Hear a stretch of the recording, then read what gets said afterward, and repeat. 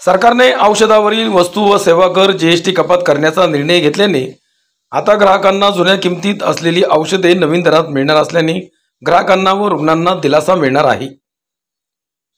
नारायणगाव येथील chemist and ड्रगिस्टचे जाणते व्यापारी सुरेश वराडी यांनी औषध विक्रेत्यांना जीएसटी कपात अंमलबजावणीच्या त्याचप्रमाणे ग्राहकांनी औषधाच्या जुन्या किमती कपात झाल्याची खात्री करून घ्याव्यात असे आवाहन केले आहे।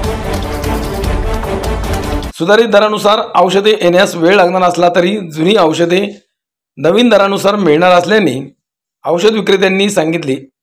जीएसटी परिषदेने औषधे आणि वैद्यकीय उपकरणांवरील दरात कपात करण्याचा निर्णय घेतला आहे। या निर्णयामुळे दुर्मिळ विकारांवरील 33 प्रकारचे जीवनावश्यक औषधे कर मुक्त होणार आहेत। त्याचप्रमाणे काही औषधांवरील जीएसटी 12% 5% करण्यात आला आहे। नवीन छापील दर असलेली औषधे 90 दिवसात बाजारात हळूहळू उपलब्ध होणार आहेत।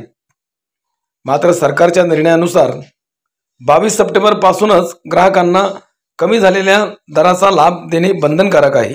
वराडी मेडिकलचे सुरेश वराडी काय म्हणाले? केंद्र सरकारच्या नवीन जीएसटीच्या प्रणालीनुसार औषधांवरील जीएसटी हा 12% 5% करण्यात आला आहे। त्यामुळे सर्वसामान्य गिरायकांना किंवा जे काही पेशंट आहेत त्यांना हा फार मोठा फायदा झालेला आहे। आज 22 तारखेपासून ही प्रणाली चालू झालेली आहे। जरी औषधांच्या पॅकिंगवरील स्ट्रीप असो, बॉक्स असो, बॉटल असो, याच्यावरील जरी जुनी MRP असेल तरी आज औषधांची जीएसटी कमी झाल्यामुळे ही कमी प्रमाणात कमी किमतीमध्ये औषधं आम्ही विकत आहोत। आणि मी सर्वांना आवाहन करतो की आपण कमी किंमत झाली असल्यामुळे आपण किंमत पाहून त्याच्यावरील किंमत कमी आहे मला लावली की नाही याचा आपण विचार करावा, पाहावा आणि आपण सर्वांनी याचा लाभ घ्यावा। मी सर्व केंद्र सरकारचे आभार मानतो की ही प्रणाली 5% आणल्यामुळे औषधं स्वस्त झालेली आहेत, रुग्णांना याचा फायदा झालेला आहे। धन्यवाद। सरकारने जीएसटी कपातीच्या घेतलेल्या निर्णयाचे ग्राहकांनी कसे स्वागत केले ते पाहूयात। नमस्कार। आज या औषधांच्या किमती या जीएसटी कमी केल्यामुळे कमी झालेल्या आहेत। त्यामुळे आमच्या सर्वसामान्य ग्राहकांना त्याचा खूपच फायदा होईल। गोरगरीब जनता यांना सुद्धा या योजनेचा उपयोग होईल। जीएसटी कमी झाल्यामुळे औषधाच्या किमती आवाक्यात आलेल्या आहेत आणि रुग्णांना योग्य ते उपचार मिळतील। त्याबद्दल केंद्र सरकारचे आभार। धन्यवाद। तुम्ही औषधं नवीन भावामध्ये मिळणार, तुम्हाला याच्याबद्दल काय सांगा? आज सकाळीच आईची औषधं न्यायला आलो तर जे पूर्वी मला 12% मिळत होते, आज त्यांच्याकडे आलो तर आज 5% आम्हाला आज औषधं दिली। आणि आज जीएसटी रेट कमी केल्यामुळे ना सरकारने एक गोरगरिबांना आहे ना एक फुलाची पाकळी म्हणून आहे ना आज औषधाचे रेट कमी केल्याबद्दल आहे ना आज गोरगरिबांना फायदा होईल। आणि आज वराडी मेडिकलवाल्यांनी मला आज आहे ना लगेच आज 22 तारीख असल्यामुळे ना लगेच त्यांनी मला आज 5%च्या रेटनी दिली। त्यामुळे वराडी मेडिकलवाल्यांचं पण धन्यवाद। जुनी प्रिंट असतानाही ना त्यांनी नवीन जी प्रणाली चालू केलेली जीएसटीची त्याप्रमाणे मला दिली। धन्यवाद।